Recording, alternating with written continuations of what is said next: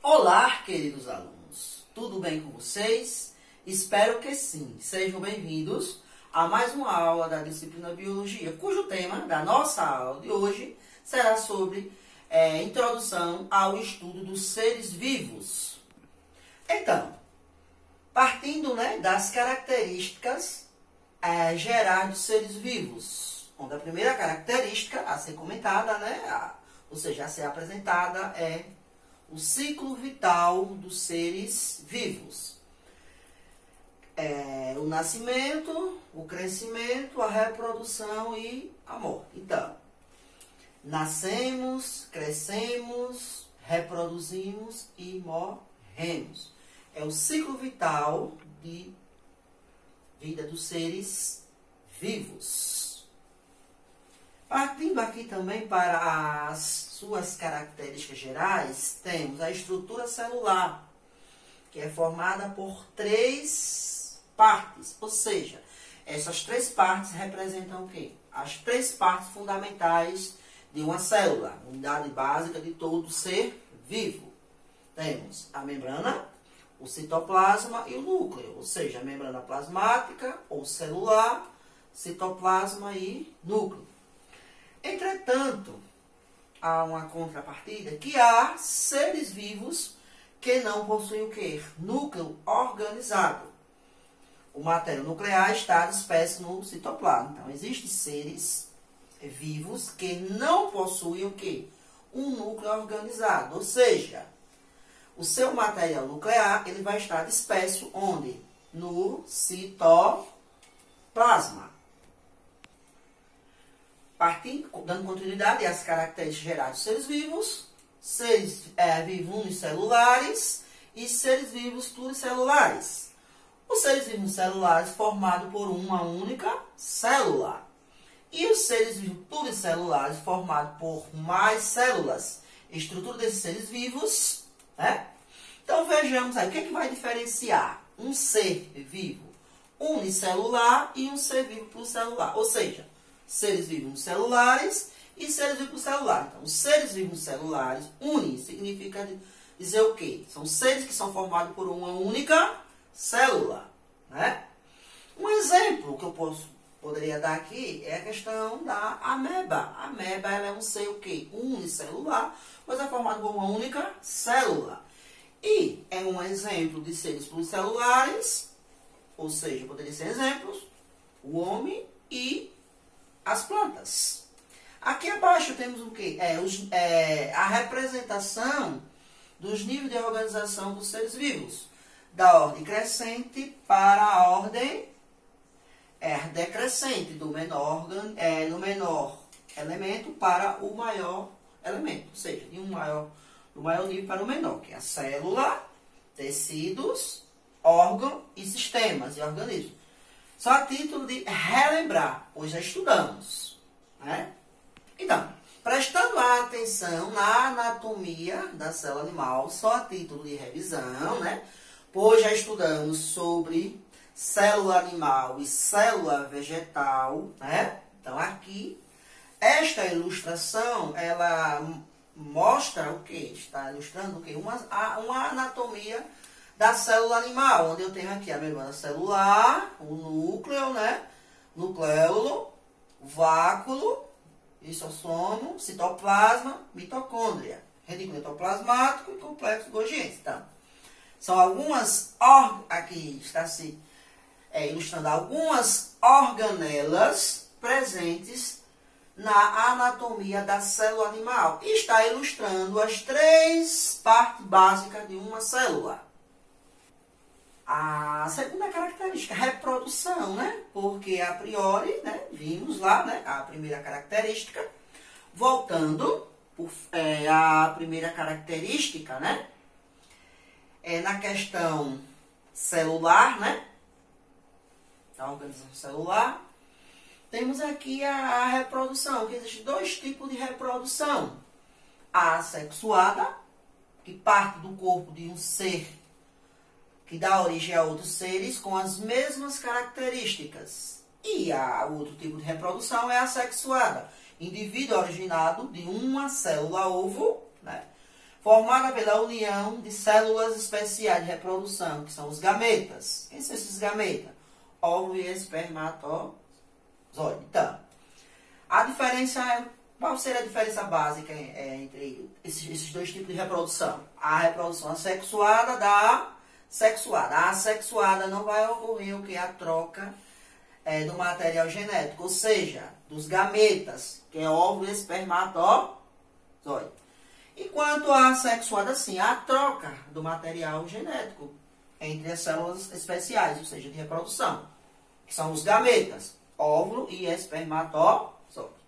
Na maioria dos seres vivos, na maioria, isso significa dizer que não são todos. Veja, que na maioria dos seres vivos, os gametas, quem são esses gametas? Óvulo e espermatozoide. São produzidos por indivíduos de sexo diferente. Porém, há casos em que eles são produzidos por apenas um indivíduo, como o verme tênia ou solitário. Ou seja, são seres o quê? Hermafroditas, né? Dois sexos, ao mesmo tempo. Na terceira característica, temos as mutações, mudanças que ocorrem nas estruturas responsáveis pelas características e funções dos seres vivos. Pode ser transmitida aos descendentes, sucessivas mutações ao longo dos tempos e seleção do ambiente causam a evolução dos seres vivos. A questão das mutações que ocorrem, mudanças, que essas mudanças são responsáveis por características e funções que são dotadas por esses seres vivos. E eles os transmitirão descendentes que ao longo dos tempos eles vão causar o quê? Na verdade, resultar em uma evolução. São as mutações.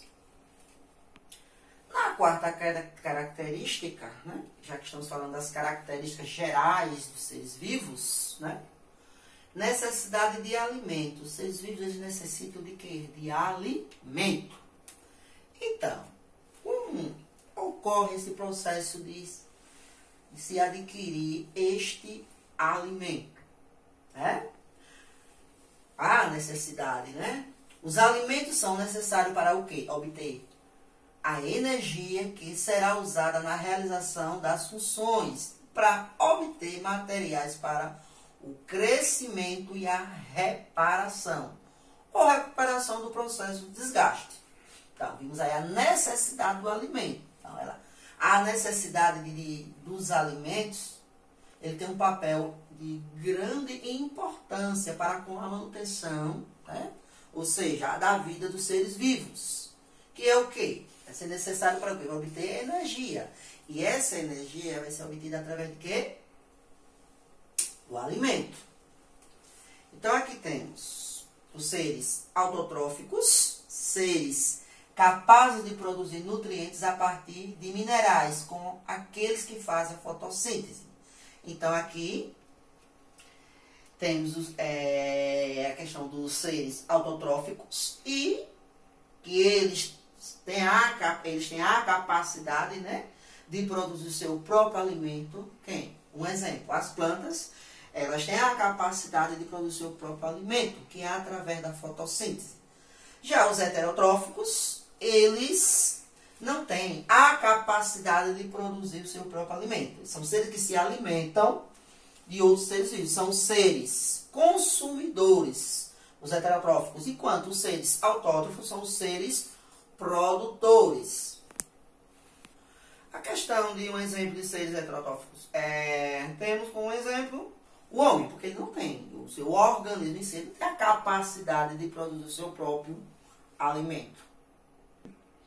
Nesta ilustração aqui, né, temos um exemplo de uma laranjeira, né, que é um ser autotrófico, né, que aqui mostra, né, o processo da fotossíntese, né, ou seja, os elementos em si que compõem, ou seja, que vão, na verdade, formar o quê? A fotossíntese, que é a água mais o gás carbônico, a glicose mais o gás carbônico. Então, esse processo aqui, né, ele mostra, né, os elementos que formarão a fotossíntese, o processo da fotossíntese, que é um processo pelo qual as plantas têm a capacidade de produzir seu próprio alimento, que são chamadas de seres autotróficos, né?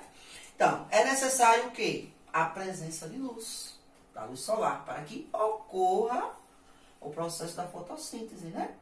Além da luz solar também, né? Esses outros elementos são de uma fundamental importância. Eu citei lá na frente, na questão de seres heterotróficos, né? Eu citei o homem como exemplo, mas o homem é um animal, ou seja, ele é um ser, no caso ele vai ser um ser o quê? Racional, né?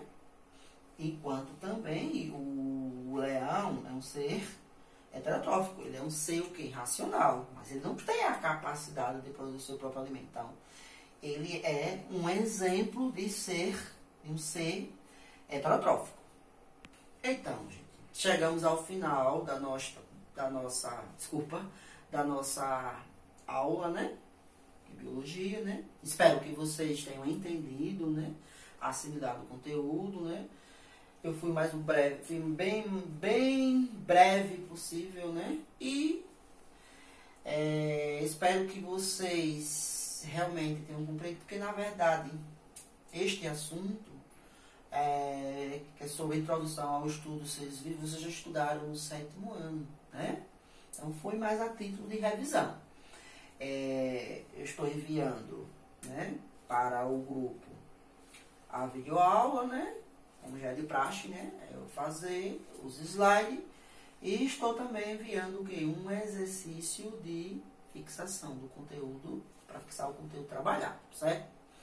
Qualquer dúvida, estarei à disposição de vocês, né? E um forte abraço e até a nossa próxima aula. Fiquem com Deus.